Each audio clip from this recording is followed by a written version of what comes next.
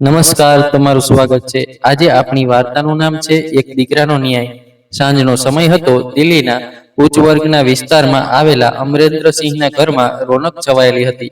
તેમની પત્ની પૂનમ પોતાની સહેલીઓ સાથે કિટ્ટી પાર્ટીમાં મસ્તીમાં ડૂબેલી હતી. હોલમાં તાશની ગड्डीઓ ગોઠવાયેલી હતી. ગરમા ગરમ ચાના કપ હાથમાં હતા અને પકોડાની સુગંધ હવામાં તરતી હતી. સહેલીઓ સાથે જોરથી હસતી હતી, એકબીજાને ટીખત કરતી હતી અને માહોલમાં હળવી ચહેલ પહેલનો રંગ ચડેલો હતો. પૂનમ, જે પોતાની હાજર જવાબી અને બેબાક અંદાજ માટે જાણીતી હતી, સહેલીઓની વચ્ચે છવાયેલી હતી. ત્યારે લાકડીનો હળવો ઠપકનો અવાજ આવ્યો, જેણે હોલની રોનકને એક ક્ષણ માટે થંભાવી દીધી. સૌની નજર દરવાજા તરફ ગઈ. ત્યાં ઊભા હતા 70 વર્ષના કમલાજી, અમરેન્દ્રના માતા. તેમનું નબળું શરીર, ઝૂકેલી કમર અને લાકડીના સહારે ધીમે ધીમે ચાલવાનો અવાજ તેમની વૃદ્ધાવસ્થાની કથા કહેતો હતો. કમલાજીની આંખોમાં હળવી બેચેની હતી. તેમણે ધીમા અવાજે પૂનમને બોલાવી, "પૂનમ બેટા, મારી દવા નથી મળતી. ખબર નહીં ક્યાં મૂકી દીધી. ઘણી વારથી શોધું છું, પણ નથી મળતી. તને કંઈ ખબર છે?" પૂનમે તાશનું એક પત્તું ફેંકતા તેમની તરફ જોયા વગર જવાબ આપ્યો, "અરે માજી, મને શું ખબર હશે? તમે જ ક્યાંક આમ તેમ મૂકી દો છો અને પછી મને પૂછો છો." તેના અવાજમાં હળવો તાંજ હતો, જે સાંભળીને તેની સહેલીઓ ખડખડાટ હસી પડી. એક સહેલી, રીતાએ મજાકમાં કહ્યું, "શું યાર પૂનમ, તારી સાસુ તો દિવસે દિવસે વધુ નબળી થતી જાય છે. શું તું તેમની યોગ્ય સંભાળ નથી રાખતી?"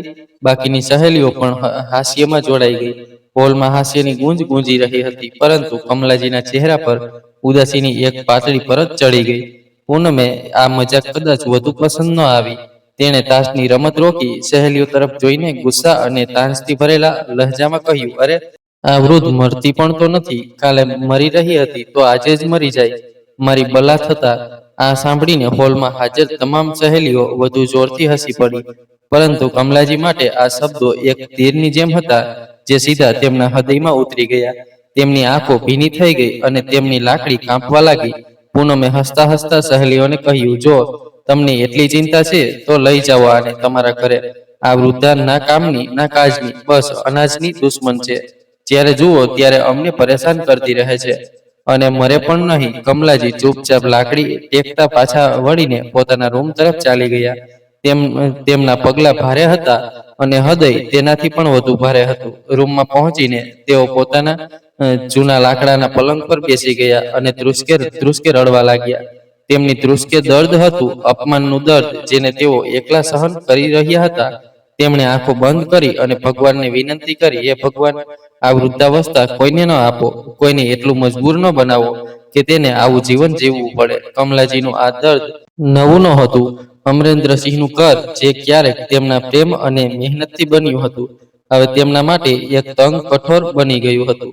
પૂનમ, તેમની વહુ, અને તેમના પૌત્ર પૌત્રી સોનાલી અને સાહિલ તેમની સાથે એવું વર્તન કરતા હતા જાણે તેઓ આ ઘરમાં બોજ હોય. કમલાજી આખો દિવસ પોતાના નાનકડા રૂમમાં પડ્યા રહેતા, જાણે કોઈ જૂનું સામાન જે ખૂણામાં ધૂળ ખાતું હોય. તેઓ પોતાના દીકરા અમરેન્દ્ર પાસેથી પ્રેમભરી બે વાત સાંભળવા તરસતા હતા. અમરેન્દ્ર, જે આખો દિવસ કામમાં ડૂબેલા રહેતા, તેમની માતાની હાલતથી અજાણ નહોતા, પરંતુ પૂનમ સામે તેમની એક ન ચાલે. એક દિવસની ઘટનાએ કમલાજીનું દિલ વધુ તોડી નાખ્યું. તેઓ રૂમમાં બેસી બેસી ઉઠ્યા અને વિચાર્યું કે થોડી વાર હોલમાં જઈને બેસવું. કદાચ બાળકોને આવતા જતા જોઈને મનને શાંતિ મળે. તેઓ ધીમે ધીમે લાકડી ટેકતા હોલમાં આવ્યા અને સોફાના એક ખૂણે બેસી ગયા. તેમની આંખોમાં હળવી ચમક હતી, જાણે તેઓ આ ઘરનો હિસ્સો બનવા ઝંખતા હોય. ત્યારે તેમની પૌત્રી સોનાલી, જે હમણાં જ કોલેજથી પાછી આવી હતી, ઝડપી પગલે હોલમાં દાખલ થઈ. તેણે કમલાજીને સોફા પર બેસેલા જોયા અને તરત ભડકી ઉઠી, "દાદી, અહીંથી ઉઠો અને તમારા રૂમમાં જાઓ." તેના અવાજમાં રૂખાપણું હતું. કમલાજીએ ધીમા અને પ્રેમભર્યા અવાજે કહ્યું, "શા માટે બેટા? કોઈ તકલીફ છે?" સોનાલીએ ગુસ્સામાં જવાબ આપ્યો, "એકવારમાં સંભળાતું નથી. મારે વારંવાર બોલવું પડશે. મેં કહ્યું ને, રૂમમાં જાઓ. મારી કેટલીક સહેલીઓ મળવા આવે છે." કમલાજીએ હળવું હસીને કહ્યું, "બેટા, હોલમાં તો ઘણી જગ્યા છે. હું તો બસ એક ખૂણે બેઠી છું. તારી સહેલીઓ આરામથી બેસી જશે." પરંતુ સોનાલીને આ જવાબ પસંદ ન આવ્યો. તે જોરથી બૂમો પાડવા લાગી. તેનો અવાજ સાંભળીને પૂનમ પણ રૂમમાંથી બહાર આવી. "શું થયું સોનાલી? આટલું શા માટે બૂમો પાડે છે?" તેણે પૂછ્યું. સોનાલીએ ગુસ્સામાં જવાબ આપ્યો, "જો ને મમ્મી, દાદી રૂમમાં નથી જતા. મારી સહેલીઓ હવે આવવાની છે અને હું નથી ઈચ્છતી કે તેઓ આને મળે. એક તો આને ન બોલવાની તમીજ છે, ન ખાવાની. પછી મારી બધી સહેલીઓ મારી મજાક ઉડાવશે. પૂનમે કમલાજી તરફ જોયું અને તાંસથી ભરેલા લહેજામાં બોલી, શા માટે માજી હંમેશા અમારી બેઇજ્જતી કરાવવા પર ઉતારું છો? 70 વર્ષના થઈ ગયા, એક પગ કબરમાં લટકે છે, પણ અક્કલ તો હજુ નથી આવી. મેં કેટલી વાર અમરેન્દ્રને કહ્યું કે આને કોઈ વૃદ્ધાશ્રમમાં મૂકી દો, પણ તેમને તો કોઈનું સાંભળવું જ નથી. ખબર નહીં ક્યારે આ વૃદ્ધાથી અમારો પીછો છૂટશે. પૂનમે ગુસ્સામાં કમલાજીનો હાથ પકડ્યો અને તેમને ખેંચીને રૂમ તરફ લઈ ગઈ. ખબરદાર, જો આ રૂમમાંથી બહાર નીકળ્યા નહીં તો મારાથી ખરાબ કોઈ નહીં હોય, સમજ્યા? કમલાજી ચૂપચાપ પોતાના રૂમમાં ચાલી ગયા. તેમની આંખોમાંથી આંસુ વહેતા હતા, પરંતુ તેમના મોંમાંથી એક શબ્દ ન નીકળ્યો. તેઓ પલંગ પર બેસી ગયા અને જૂની યાદોમાં ખોવાઈ ગયા. અરે, આ વૃદ્ધા મરે પણ તો નથી. પૂનમનો આ તાંજ અને સોનાલીની બૂમાબૂમ, દાદી તમારા રૂમમાં જાઓ, મારી સહેલીઓ આવે છે. આ બધું કમલાજીના કાનમાં ગૂંજતું હતું. કમલાજી પોતાના જૂના લાકડાના પલંગ પર બેસી ગયા. તેમની આંખોમાંથી આંસુ વહી રહ્યા હતા અને દિલ એટલું ભારે થઈ ગયું હતું કે એવું લાગ્યું જાણે કોઈ તેને પથ્થરથી દબાવી રહ્યું હોય. એ રાતે તેઓ વિચારોમાં અને રડતા રડતા બીમાર પડી ગયા. તીવ્ર તાવે તેમના નબળા શરીરને વધુ તોડી નાખ્યું. તાવની તબિયતમાં તેઓ કણસતા હતા, પરંતુ ન તો કોઈ પાણી આપવા આવ્યું, ન દવા આપવા. તેઓ પોતાના નાનકડા રૂમમાં એકલા હતા, દર્દથી તડપતા હતા અને મનમાં ભગવાનને વિનંતી કરી રહ્યા હતા, એ ભગવાન, જો જીવવું આટલું દુઃખદાયી છે તો મને બોલાવી લો. પરંતુ ભગવાન પણ તેમની પુકાર સાંભળવા તૈયાર નહોતા. તાવની તપસમાં ડૂબેલી કમલાજીની આંખો બંધ થઈ અને તેઓ પોતાના જૂના દિવસોની યાદોમાં ખોવાઈ ગયા. તેમણે એ દિવસો યાદ કરવા લાગ્યા જ્યારે તેઓ યુવાન હતા, જ્યારે તેમનું જીવન પ્રેમ, મહેનત અને આશાઓથી ભરેલું હતું. તેમના જીવનની વાર્તા એક પુસ્તકના પાનાની જેમ તેમની સામે ખોલવા લાગી. નવી દિલ્હીની ભીડભરી શેરીઓમાં, જ્યાં ગાડીઓનો અવાજ અને લોકોની ચહલપહલ દિલને ડરાવનારા ઘોંઘાટ જેવી ગૂંજતી હતી, એક દુબળી પતળી સ્ત્રી કમલાજી પોતાના 7 વર્ષના દીકરા અમરેન્દ્રનો હાથ પકડીને ધીમે ધીમે ચાલી રહી હતી. તેમના ખંભે એક જૂનું ઝાંખું કપડાનું થેલું લટકતું હતું, જેમાં તેમના જીવનની કેટલીક જરૂરી વસ્તુઓ હતી. થોડા ફાટેલા કપડાં, થોડી સૂકી રોટલીઓ અને એક નાનકડું લોટું. તેમની આંખો ભીડમાં કોઈને શોધી રહી હતી, જાણે અજાણ્યા ચહેરાઓમાં તે એવી વ્યક્તિને શોધતા હતા જેણે ક્યારેક તેમના સપનાઓને રંગ આપ્યા હતા અને પછી નિર્દયતાથી તોડી નાખ્યા હતા. અમરેન્દ્ર પોતાની માતા સાથે નાના નાના પગલે ચાલી રહ્યો હતો. તેની માસૂમ આંખોમાં જિજ્ઞાસા હતી, પરંતુ તે ચૂપચાપ માતાનો સાથ આપતો હતો. તેઓ એ વ્યક્તિને શોધવા આવ્યા હતા જે અમરેન્દ્રની નાનકડી દુનિયામાં પપ્પાના નામે ઓળખાતો હતો, ભલે તેણે તેને ક્યારેય જોયો ન હતો. આ આશા સાથે કમલાજી અને અમરેન્દ્રે ઉત્તર પ્રદેશના એક નાનકડા ગામ કુરારીથી નોઈડા સુધી 250 કિલોમીટરથી વધુનો થકાવનારો પ્રવાસ કર્યો હતો. કમલાજીનો જન્મ કુરારી ગામમાં એક સાધારણ ગરીબ પરિવારમાં થયો હતો. તેમના દિવસો ખેતરોમાં ધોમધખતા તડકા પરસેવો પાડતા વીતતા હતા. રાતો ફૂસની છત નીચે ટમટમતા તારાઓ ગણતા વીતતી હતી. તેમના પિતા એક મહેનતુ ખેડૂત હતા, પરંતુ ગરીબીએ તેમના સપનાઓને હંમેશા કચડી રાખ્યા હતા. તેમની માતાનું અવસાન ત્યારે થયું જ્યારે કમલાજી માત્ર 12 વર્ષના હતા. તેમ છતાં કમલાજીના મનમાં એક ચિંગારી હતી, એક સારા જીવનની આશા, જે તેમને દરરોજ સવારે ઉઠવાની તાકાત આપતી હતી. 19 વર્ષની ઉંમરે કમલાજીની મુલાકાત વિક્રમ સાથે થઈ, જે તેમના ગામની નજીક એક બાંધકામ પ્રોજેક્ટ પર કામ કરવા આવ્યો હતો. વિક્રમ શહેરનો યુવાન હતો, લાંબો, આકર્ષક અને મીઠી વાતોનો જાદુગર. તેની મુસ્કાનમાં એવી હૂંફ હતી જે કમલાજીના સાદા જીવનમાં રંગ ભરી દેતી હતી. તે કહેતો, કમલા, હું તને આ ગામની ગરીબીમાંથી બહાર કાઢીને શહેરની ચમકદમકમાં લઈ જઈશ. તું મારી રાણી બનીશ. કમલાજીએ જીને તેની વાતો પર વિશ્વાસ થઈ ગયો. તેમને લાગ્યું કે વિક્રમ તેમનો સાચો પ્રેમ છે, જે તેમનું જીવન કાયમ માટે બદલી નાખશે. પરંતુ સપના ઘણીવાર સૌથી વધુ સુંદર ત્યારે જ હોય છે જ્યારે કમલાજીને ખબર પડી કે તેઓ ગર્ભવતી છે. તેમના દિલમાં ખુશી અને ડરનું એક વિચિત્ર મિશ્રણ હતું. તેમણે વિચાર્યું કે વિક્રમ આ ખુશીને વધાવી લેશે, લગ્નનું વચન આપશે અને તેમના બાળકને પિતાનો પ્રેમ આપશે. પરંતુ જ્યારે તેમણે વિક્રમને આ સમાચાર આપ્યા તો તેની આંખોની હૂંફ ઠંડી ઉદાસીનતામાં બદલાઈ ગઈ. તેણે કઠોર અવાજે કહ્યું, હું હમણાં લગ્ન નથી કરી શકતો કમલા. મારી કારકિર્દી હમણાં શરૂ થઈ છે. તું તારું ધ્યાન રાખ. વિક્રમે એ જ દિવસે કમલાજી સાથેના બધા સંબંધો તોડી નાખ્યા અને શહેર પાછું ફરી ગયું. એકવાર પણ પાછું જોયા વગર કમલાજીનું દિલ તૂટી ગયું. તેઓ ગામ પાછા ફર્યા, પરંતુ ત્યાંનું વાતાવરણ વધુ કઠોર હતું. ગામવાળાઓની ચુગલીઓ, તાંજ અને નજરોની ચુંબનથી તેમનું જીવન દુષ્કર બની ગયું. કમલાજી સંપૂર્ણપણે તૂટી ગયા હતા.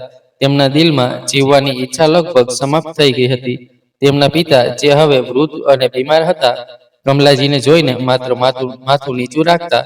પરંતુ કમલાજીએ હાર ન માની. પોતાના આવનારા બાળક માટે તેમણે હિંમત એકઠી કરી દિવસ રાત ખેતરોમાં કામ કર્યું. ગામની નજીક એક નાનકડા શહેરમાં વાસણો ઘસ્યા અને પોતાની બધી કમાણી પોતાના બાળકના ભવિષ્ય માટે બચાવી. વરસાદની ઠંડી રાતોમાં જ્યારે ફૂસની છત ટપકતી હતી, ત્યારે તેઓ ક્યારેક પોતાને હારેલું નહોતા માનતા. જ્યારે એ રાતની યાદ આવતી, જે રાતે વિક્રમનું ઠંડુ વર્તન અને દરવાજાની જોરદાર ધડાકની યાદો તેમના મનમાં ગૂંજતી, ત્યારે એવું લાગતું કે આખી દુનિયા તેમની વિરુદ્ધ થઈ ગઈ હોય. આંસુ થંભતા નહોતા અને શરીર એટલું નબળું થઈ ગયું હતું કે શ્વાસ લેવો પણ મુશ્કેલ લાગતું હતું. પરંતુ ત્યારે તેમણે પોતાના પેટમાં ઉછરતા નાનકડા ચાંદ વિશે વિચાર્યું. એ માસૂમ બાળક જે હજુ જન્મ્યું પણ નહોતું. તેમના બાળકે તેમના દિલમાં એક નવી જ્યોત પ્રગટાવી. ના, હું હાર નહીં માનું, તેમણે પોતાની જાતને કહ્યું. આ બાળક માટે મારે જીવવું છે. આ મારો દીકરો મારા જીવનનો સહારો છે. આ સંકલ્પ સાથે કમલાજીએ પોતાનું દર્દ દફનાવી દીધું અને એક નવી લડાઈ લડવાનું નક્કી કર્યું. તેમણે નિર્ણય કર્યો કે તેઓ દરેક મુશ્કેલીનો ડટીને સામનો કરશે, ક્યારેય ઘૂંટણે નહીં ટેકે. અમરેન્દ્રનો જન્મ અને સંઘર્ષ. આ કઠિન માર્ગ પર તેઓ એકલા નહોતા. તેમની સાથે હતી તેમની માતૃત્વની તાકાત અને અમરેન્દ્રની માસૂમ મુસ્કાન. થોડા મહિનાઓ પછી કમલાજીએ એક સુંદર દીકરાને જન્મ આપ્યો. જ્યારે ડોક્ટરે બાળકને તેમની ગોદમાં આપ્યું, ત્યારે કમલાજીની આંખો ખુશીથી ભરાઈ ગઈ. તેમણે મોટા પ્રેમથી તેનું નામ રાખ્યું અમરેન્દ્રસિંહ. અમરેન્દ્રનો જન્મ જાણે કમલાજીના જીવનમાં એક નવી રોશની લઈને આવ્યો. પરંતુ ખુશીની સાથે સાથે પડકારો પણ હતા. અમરેન્દ્રના ઉછેર માટે કમલાજીએ ઘરોમાં કામ શરૂ કર્યું. સવારથી સાંજ સુધી શ્રીમંત ઘરોમાં સાફસૂફ કરતા, વાસણો ઘસતા અને ક્યારેક બાળકોની સંભાળ રાખતા. થાકથી તેમનું શરીર ચૂર થઈ જતું, પરંતુ અમરેન્દ્રની એક મુસ્કાન બધું ભૂલાવી દેતી. કમલાજી પોતાના નવજાત દીકરાને છાતી સાથે ચાંટીને જાગતા રહેતા અને પોતાની જાત સાથે વચન કરતા કે એક દિવસ તેઓ તેને તેના પિતા સાથે જરૂર મળાવશે. ભલે એક જ વાર. 7 વર્ષ વીતી ગયા. અમરેન્દ્ર હવે એક સમજદાર, માસૂમ અને જિજ્ઞાસુ બાળક બની ગયો હતો. તેની આંખોમાં એક ચમક હતી જે કમલાજીને દરરોજ જીવવાની તાકાત આપતી હતી. પરંતુ અમરેન્દ્રનો એક સવાલ તેમની આત્માને કોરી ખાતો હતો. માં, મારા પપ્પા ક્યાં છે? તેઓ મને ક્યારે મળશે? કમલાજી દર વખતે આ સવાલ ટાળી દેતા. તારા પપ્પા શહેરમાં છે બેટા, ઘણી મહેનત કરે છે. એક દિવસ આપણે તેમને જરૂર મળીશું. પરંતુ અમરેન્દ્રનો માસૂમ સવાલ તેમના દિલમાં તીરની જેમ ચૂભતો હતો. આખરે કમલાજીએ નિર્ણય કર્યો કે તેઓ વિક્રમને શોધશે અને અમરેન્દ્રને તેના પિતા સાથે મળાવશે, જેથી તે પોતાના સવાલોના જવાબ મેળવી શકે. ગામના એક પરિચિતે જણાવ્યું કે વિક્રમ હવે નોઈડામાં એક સફળ બાંધકામ કંપનીનો માલિક છે અને સેક્ટર 62માં એક આલિશાન એપાર્ટમેન્ટમાં રહે છે. કમલાજીએ પોતાની બચત નીકાળી થોડા ઉછીના પૈસા લીધા અને લખનૌથી નોઈડા જવા માટે રાતની બસની ટિકિટ ખરીદી.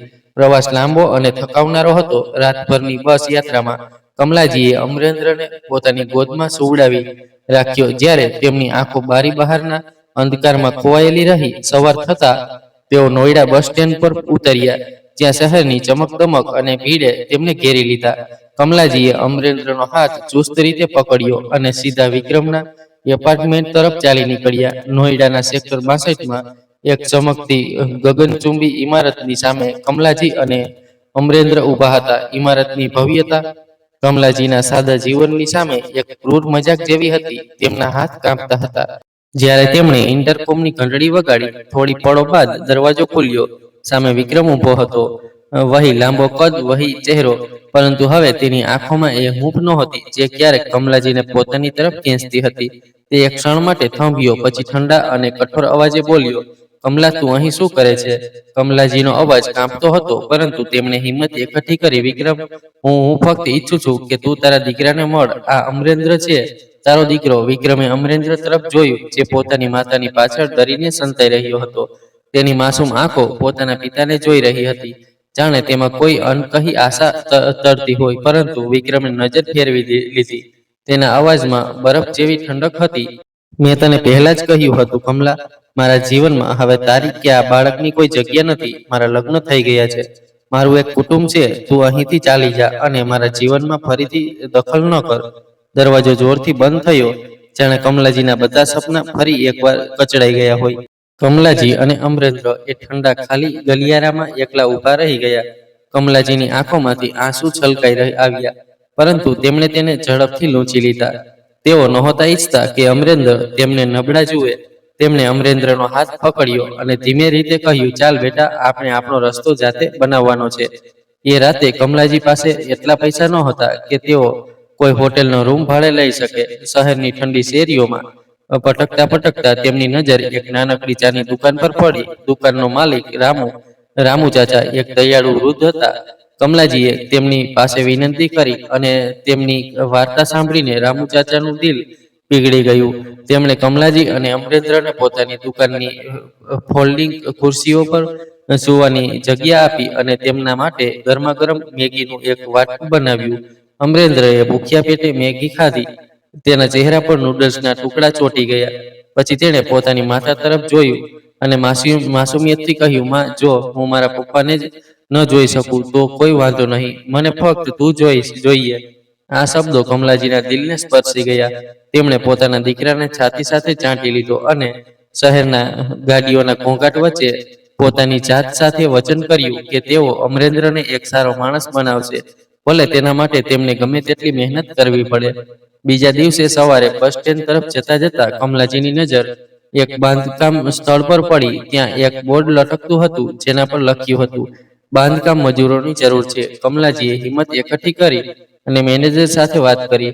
તેમની મહેનત અને દ્રઢ સંકલ્પ જોઈને મેનેજરે તેમને તરત જ કામ પર રાખી લીધા. આ એક નવી શરૂઆત હતી, કઠિન પરંતુ આશાઓથી ભરેલી. કમલાજીએ નોઈડામાં પોતાના દિવસો મહેનતથી ગાળવા શરૂ કર્યા. તેઓ સવારથી સાંજ સુધી ઈંટો ખેસડતા, સિમેન્ટ ભેળવતા અને બાંધકામ સ્થળ પર કામ કરતા. તેમનું શરીર થાકી જતું, પરંતુ તેમનો હોંસલો ક્યારેય ન ડગ્યો. અમરેન્દ્ર નજીકની ચાની દુકાનના ખૂણે બેસીને પોતાની માતાની રાહ જોતો. રામુ ચાચાએ અમરેન્દ્રને પોતાના બાળકની જેમ સ્વીકારી લીધો હતો. તે તેને જૂના અખબારો અને રંગબેરંગી કાગળો આપતા, જેમાંથી અમરેન્દ્ર નાની નાની તસવીરો અને રમકડા બનાવતો. રાતે કમલાજી અને અમરેન્દ્ર એ જ ચાની દુકાનના બરામદામાં સૂતા. કમલાજીનું શરીર થાકી જતું, પરંતુ તેમનો ચહેરો હંમેશા હસતો રહેતો, કારણ કે હવે તેમની પાસે તેમના દીકરા માટે એક છત હતી, ભલે તે ખુલ્લી હોય. એક બપોરે જ્યારે કમલાજી એક ભારે સિમેન્ટનો બોરો ખેંચી રહ્યા હતા, ત્યારે એક ચમકતી કાળી કાર બાંધકામ સ્થળની નજીક ઊભી રહી. તેમાંથી વિક્રમ ઉતર્યો. તે મેનેજર સાથે કોઈ પ્રોજેક્ટ વિશે વાત કરવા આવ્યો હતો. તેની નજર કમલાજી પર પડી, પરંતુ તેણે તેમને અવગણ્યા. અમરેન્દ્ર, જે નજીકમાં બેસીને ડ્રોઈંગ બનાવતો હતો, તે પોતાની માતા પાસે દોડ્યો અને તેમને ગળે લગાવ્યો. જ્યારે વિક્રમ પોતાની કાર તરફ જવા લાગ્યો, ત્યારે અમરેન્દ્રએ હિંમત એકઠી કરી. તે દોડીને વિક્રમ પાસે ગયો અને એક કાગળનો ટુકડો તેના હાથમાં આપ્યો. આ તમારા માટે છે, અમરેન્દ્રએ ધીમા માસૂમ અવાજે કહ્યું. આ મેં બનાવ્યું છે, હું અને મારી માં. કાગળ પર એક સાદી ડ્રોઈંગ હતી, એક નાનકડું ઘર જેમાં એક માતા પોતાના દીકરાને ગળે લગાવી રહી હતી અને આકાશમાં રંગબેરંગી તારા ચમકતા હતા. વિક્રમે એ કાગળને એક ક્ષણ માટે જોયું. તેની આંખો એ ડ્રોઈંગ પર થંભી ગઈ અને એક પળ માટે એવું લાગ્યું કે તેના દિલમાં કંઈક હલ્યું હોય, પરંતુ તેનો ચહેરો ભાવશૂન્ય રહ્યો. તે હજુ પણ પોતાના અહંકાર અને નવા જીવનના નશામાં ડૂબેલો હતો. તેણે કાગળને વાળીને પોતાના ખિસ્સામાં મૂક્યો અને એક શબ્દ બોલ્યા વગર કારમાં બેસીને ચાલ્યો ગયો. કમલાજીએ દૂરથી આ બધું જોયું. તેમનું દિલ ભારે હતું, પરંતુ તેમણે પોતાના આંસુ છુપાવી લીધા. તેઓ અમરેન્દ્ર પાસે ગયા, તેને ગળે લગાવ્યો અને બોલ્યા, ચાલ બેટા, આપણે આપણા માટે એક નવું ઘર બનાવવાનું છે. રામુ ચાચાની ચાની દુકાન હવે ફરી એકવાર તેમનું બીજું ઘર બની ગઈ, જ્યાં તેઓ સાંજે પાછા ફરતા અને અમરેન્દ્રને ગળે લગાવીને દિવસનો થાક ઉતારતા. ધીમે ધીમે અમરેન્દ્ર મોટો થવા લાગ્યો. તે ભણવામાં ખૂબ હોશિયાર અને સમજદાર હતો. નાની ઉંમરે જ તે પોતાની માતાની મુશ્કેલીઓને સમજવા લાગ્યો હતો. ક્યારેક શાળાએથી પાછો ફરીને તે કહેતો, માં, આજે મેં ભણવામાં સૌથી સારું કર્યું. તને ગર્વ થશે ને? કમલાજી હસતા અને તેને છાતી સાથે ચાંટી લેતા. અમરેન્દ્ર ક્યારેય જીદ નહોતો કરતો, ન તો નવી પુસ્તકોની, ન રમકડાની. તે જાણતો હતો કે માતાની કમાણી મર્યાદિત છે અને દરેક પૈસો તેમના ભવિષ્ય માટે બચાવવામાં આવે છે. જેમ જેમ અમરેન્દ્ર મોટો થતો ગયો તેમ તેમ તે પોતાની માતાની તમામ મુશ્કેલીઓને વધુ ઊંડાણથી સમજવા લાગ્યો. સાંજે જ્યારે કમલાજી થાકી હારી પાછી ફરતી, ત્યારે અમરેન્દ્ર તેમના પગ દબાવતો અને કહેતો, માં, તો આરામ કર, હું ચા બનાવું. આ નાની નાની વાતોમાં કમલાજીને લાગતું કે તેમનું સંઘર્ષ સફળ થઈ રહ્યું છે. કમલાજીએ પોતાની મહેનતથી નોઈડામાં એક નાનકડો ભાડાનો રૂમ લીધો. તેમણે અમરેન્દ્રને નજીકની સરકારી શાળામાં દાખલ કરાવ્યો. તેઓ દિવસ રાત મહેનત કરતા જેથી અમરેન્દ્રને સારું ભવિષ્ય આપી શકે. રામુ ચાચાએ પણ તેમની મદદ કરી અને અમરેન્દ્રને પોતાના બાળકની જેમ સ્વીકાર્યો. અમરેન્દ્ર મોટો થયો અને એક મહેનતુ, દયાળુ અને સમજદાર માણસ બન્યો. તે પોતાની માતાની મહેનતને સમજતો હતો અને દરરોજ તેમનો આભાર માનતો હતો. કમલાજી માટે તેમનો દીકરો જ તેમની દુનિયા હતો. વિક્રમની ઠંડી ઉદાસીનતાએ તેમને તોડવાનો પ્રયાસ કર્યો હતો, પરંતુ કમલાજીએ પોતાના પ્રેમ, હિંમત અને મહેનતથી એક નવું જીવન બનાવી લીધું. તેઓ જાણતા હતા કે સાચું કુટુંબ એ જ છે જે એકબીજા માટે જીવે છે, અને તેમના માટે અમરેન્દ્ર જ તેમનું બધું હતું. કમલાજીની તપસ્યા અને અમરેન્દ્રની મહેનત રંગ લાવી. વર્ષોના સખત અભ્યાસ બાદ અમરેન્દ્ર જજ બન્યો અને પોતાની માતાનું નામ રોશન કર્યું. એ દિવસે જ્યારે અમરેન્દ્રએ પોતાની પ્રથમ પોસ્ટિંગના સમાચાર સંભળાવ્યા, ત્યારે કમલાજીની આંખો ખુશીથી ભીની થઈ ગઈ. તેઓ વિચારવા લાગ્યા કે તેમની ઝૂકેલી કમર સીધી થઈ ગઈ અને ઘરમાં હાસ્યનો ગુંજારાવ ફેલાઈ ગયો. બેટા, હવે આપણા જીવનનું બધું અંધકાર દૂર થઈ ગયું છે. તેમણે કહ્યું કે કમલાજીને લાગ્યું કે ભગવાને આખરે તેમની વાત સાંભળી લીધી. પણ કહે છે ને, જીવનનો રસ્તો ક્યારેય સીધો નથી હોતો. ભગવાનને કદાચ હજુ પણ તેમના પર દયા નહોતી આવી. હકીકતમાં અમરેન્દ્રના લગ્ન શહેરના જાણીતા શેઠ રતનલાલની દીકરી પૂનમ સાથે થઈ ગયા. અમરેન્દ્ર પૂનમને પહેલેથી જાણતો હતો અને તેને પસંદ પણ કરતો હતો. જ્યારે કમલાજીને ખબર પડી કે તેમનો દીકરો પૂનમને પસંદ કરે છે, તો તેમણે પણ પોતાના દીકરાની પસંદગીને સરળતાથી સ્વીકારી લીધી. તેમણે પોતાના દીકરાના લગ્ન ધૂમધામથી કર્યા. ઘરને સજાવવામાં આવ્યું, મહેમાનો આવ્યા અને હવામાં ખુશીઓની સુગંધ ફેલાઈ ગઈ. લગ્ન પછી પૂનમનું ગૃહ પ્રવેશ થયું. પૂનમને તેનો પતિ અમરેન્દ્ર ખૂબ ગમતો હતો, પરંતુ તે તેની સાસુ કમલાજી સાથે સારું વર્તન નહોતી કરતી. તે ઈચ્છતી નહોતી કે કમલાજી તેની સાથે રહે. તેને લાગતું કે સાસુની હાજરી તેના વૈવાહિક જીવનમાં અડચણ બની રહેશે. પરંતુ અમરેન્દ્ર સામે પૂનમનું કંઈ નહોતું ચાલતું. તે ગમે તેટલું બોલે, અમરેન્દ્ર પોતાની માતાને પોતાની સાથે જ રાખવા માંગતો હતો. માતાજીએ મારા માટે બધું જ ત્યાગ કર્યું છે, પૂનમ, તેઓ મારી સાથે જ રહેશે, અમરેન્દ્રએ સ્પષ્ટપણે કહ્યું. અમરેન્દ્ર પોતાની માતાની સેવામાં કોઈ કસર નહોતો છોડતો. તે સવારે ઉઠીને તેમના માટે ચા બનાવતો, દવાઓ આપતો, દરરોજ સાંજે ઘરે પાછો ફરીને તેમની વાતો સાંભળતો. પરંતુ કામના કારણે તેને ઘરની બહાર જવું પડતું. કોર્ટની સુનાવણી, કેસની તૈયારી. આ દરમિયાન પૂનમનું વર્તન કમલાજી પ્રત્યે ખૂબ ખરાબ રહેતું. તે નાની નાની બાબતો પર બૂમો પાડતી. માતાજી, તમે આમ તેમ શા માટે ફર્યા કરો છો? તમારા રૂમમાં રહો. પરંતુ કમલાજી પોતાની વહુની ખુશી માટે ચૂપચાપ બધું સહન કરી લેતા અને પૂનમને પોતાની દીકરી માનીને માફ કરી દેતા. તેમના હૃદયમાં એક આશા હતી કે સમય જતાં બધું ઠીક થઈ જશે. લગ્નના 2 વર્ષ પછી પૂનમે એક દીકરીને જન્મ આપ્યો. સોનાલીના જન્મથી કમલાજીની ખૂબ ખુશી થઈ. તેઓ સોનાલીને ખોળામાં લઈને કલાકો સુધી રમાડતા, લોરી સંભળાવતા, પરંતુ પૂનમ તેમને દૂર કરી દેતી અને કહેતી, મારી દીકરીથી તમે દૂર જ રહો. માતાજી, ખબર નહીં શું શીખવી દો. કમલાજીનું દિલ તૂટતું, પરંતુ તેઓ ચૂપ રહેતા. ધીમે ધીમે સમય પસાર થવા લાગ્યો.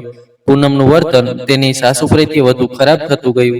જ્યારે સોનાલી 3 વર્ષની થઈ, ત્યારે પૂનમે એક દીકરાને જન્મ આપ્યો, સૂરજ. હવે ઘરમાં 2 બાળકોની કિલકારીઓ ગુંજવા લાગી, પરંતુ કમલાજી માટે આ ખુશી અધૂરી હતી.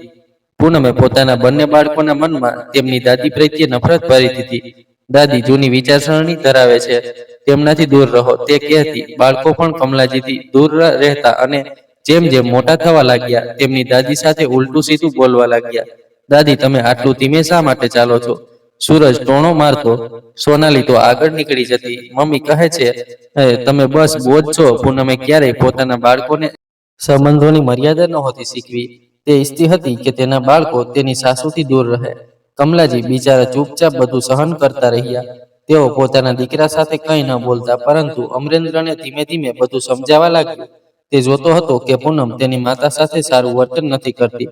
અમરેન્દ્ર પૂનમને વારંવાર સમજાવતો, પૂનમ, માતાજીએ મારા માટે કેટલું બધું કર્યું છે, તેમની સાથે સારું વર્તન કર. પરંતુ પૂનમ કોઈની સામે સાંભળતી નહોતી. તે પોતાના અહંકારમાં ચૂર રહેતી હતી, પોતાની સુખ સુવિધાઓ અને સામાજિક જીવનમાં ડૂબેલી હતી. હવે બાળકો પણ મોટા થઈ ગયા હતા. સોનાલી 15 વર્ષની થઈ ગઈ હતી, એક કિશોરી જે પોતાની માતાની જેમ બેબાક અને રૂખી હતી.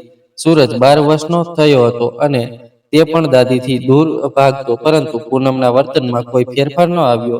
તેનું વર્તન કમલાજી સાથે વધુ ખરાબ થતું ગયું. સમય જતાં કમલાજી વધુ નબળા પડતા ગયા.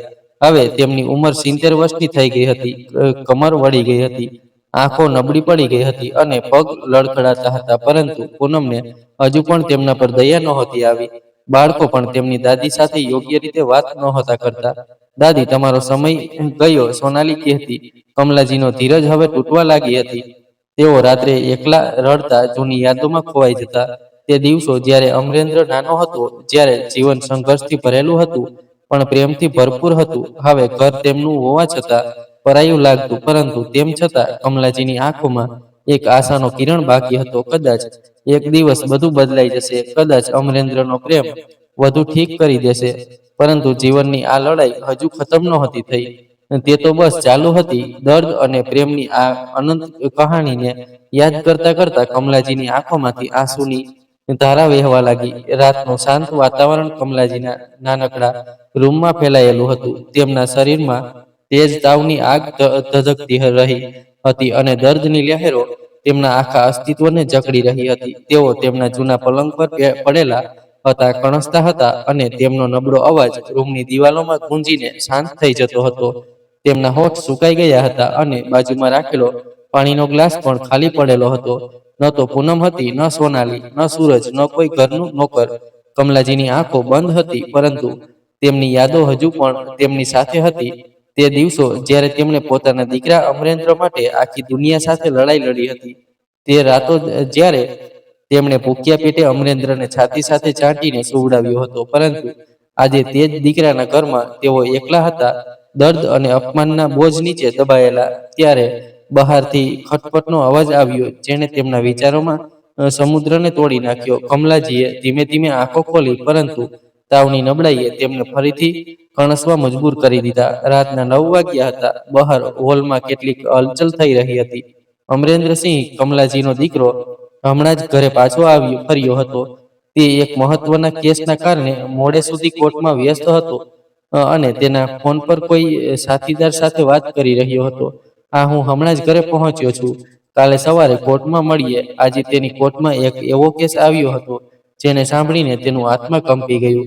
કેસમાં એક એવી કહાની હતી જેણે તેને અંદરથી હચમચાવી દીધો. દિલ્હીમાં એક એવી કહાનીએ જન્મ લીધો જે ફક્ત નીલમપુરને જ નહીં, પરંતુ આખા દિલ્હીને હચમચાવી દેનારી હતી. આ કહાની હતી બે ભાઈઓની, રામપ્રસાદ અને શ્યામપ્રસાદ, જેમની દુનિયાનું કેન્દ્ર હતું તેમની માતા સરલા દેવી. અને આ કહાનીનું ચરમ હતું દિલ્હીની એક કોર્ટ, જ્યાં જજ અમરેન્દ્રસિંહ બેઠા હતા. એક એવો જજ જેની પોતાની માતા કમલા દેવીની હાલતે તેને હંમેશા માટે બદલી નાખ્યો હતો. અમરેન્દ્રસિંહનું જીવન એક જજની જેમ સંતુલિત હતું. કોર્ટમાં નિર્ણયો, ઘરમાં જવાબદારીઓ. પરંતુ તાજેતરમાં એક રાતે બધું જ ઉલટપુલટ થઈ ગયું. તે રાત જ્યારે કમલાદેવી તીવ્ર પીડાથી કણસી રહ્યા હતા અને અમરેન્દ્રને પોતાની માતાને એકલી છોડી દેવાનો અપરાધ ભાવ થયો હતો. ડોક્ટરના આવ્યા પછી જ્યારે કમલાદેવીને હોશ આવ્યો અને માતા પુત્રએ જી ભરીને વાતો કરી, ત્યારે અમરેન્દ્રએ વચન આપ્યું હતું કે હવે તે ક્યારે પોતાની માતાને એકલી નહીં છોડે. પરંતુ જીવનની વ્યવસ્થામાં આ વચન ધીમે ધીમે ઝાંખું પડતું જતું હતું. પૂનમનું રૂખું વર્તન, સોનાલી અને સૂરજની ઉદાસીનતા, આ બધું અમરેન્દ્રના મનને કચડતું રહેતું. તે વિચારતો, શું હું મારી માતાનું ધ્યાન રાખી શકું છું? શું હું તે દીકરો છું જેની કમલા દેવીને આશા હતી? આ પ્રશ્નો તેના હૃદયમાં કાંટાની જેમ પહોંચી ગયા હતા. અને ત્યારે જ જાણે કોઈ નિયતિનું નાટક હોય તેની સામે આ કેસ આવ્યો, જેણે આ પ્રશ્નોને વધુ ગહેરા કરી દીધા. આ કેસ ન હતો સંપત્તિનો હતો, ન કોઈ ગુનાહિત મામલો. આ હતી એક માતા અને તેના બે પુત્રોની કહાની, પ્રેમ, સમર્પણ અને તે અમૂલ્ય સંબંધની જે માતા પુત્ર વચ્ચે અનંતકાળ સુધી જીવંત રહે છે. રામપ્રસાદ 80 વર્ષના નિવૃત્ત શાળા શિક્ષક હતા. દિલ્હીની જૂની સરકારી શાળામાંથી નિવૃત્ત થયા પછી તેઓ નીલમપુરની ગલીઓમાં ફરતા, જ્યાં બાળકો તેમને માસ્ટરજી કહીને ઘેરી લેતા. તેમના સફેદ વાળ, વળેલી કમર અને લાકડીના સહારે ચાલતું શરીર તેમની ઉંમરની વાત કરતું હતું, પરંતુ તેમની આંખોમાં તેજ ચમક હતી, જ્ઞાન, કરુણા અને જીવન પ્રત્યેનો ઉત્સાહ. નાનો ભાઈ શ્યામપ્રસાદ 70 વર્ષનો મહોલ્લામાં એક નાનકડી કરિયાણાની દુકાન ચલાવતો હતો.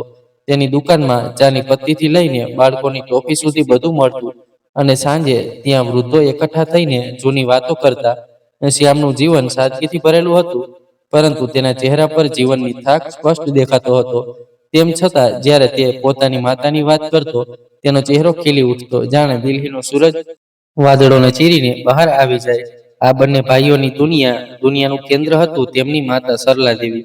98 વર્ષની સરલા દેવી એક એવી સ્ત્રી હતી જેમનું શરીર સમય સાથે નબળું પડી ગયું હતું. તેમનું વજન ભાગ્યે જ 30 કિલો હતું અને તેઓ એક જૂની વ્હીલચેર પર નિર્ભર હતા, પરંતુ તેમની આંખોમાં તે મમતા હતી જે એક માતાને અમર બનાવે છે.